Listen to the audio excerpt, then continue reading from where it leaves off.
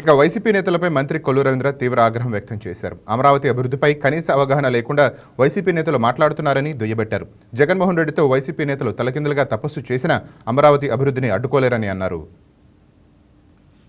ఈరోజు కూటమి ప్రభుత్వం ఏర్పాటయ్యి దాదాపు 23 నెలల కాలంలో ప్రధానమంత్రి నరేంద్ర మోడీ గారు, గౌరవ ముఖ్యమంత్రి వర్యులు చంద్రబాబు నాయుడు గారు, అలాగే ఉప ముఖ్యమంత్రి వర్యులు పవన్ కళ్యాణ్ గారు ఒక చక్కటి ప్రణాళికతో ఈ రాష్ట్రాన్ని, అన్ని ప్రాంతాలని, అటు రాయలసీమ దగ్గర నుంచి ఇటు ఉత్తరాంధ్ర వరకు అన్ని ప్రాంతాలని కూడా అభివృద్ధి చేసుకుంటూ ప్రజలకి ఇచ్చినటువంటి హామీలన్నీ కూడా నిలబెట్టుకుంటూ చేస్తున్నటువంటి పరిపాలన చూసి తట్టుకోలేక వైఎస్ఆర్ పార్టీ నాయకుడు జగన్మోహన్ రెడ్డి విషం కక్కుతా ఉన్నాడు. విషం చిమ్మడం కాదు, కక్కుతున్నాడు.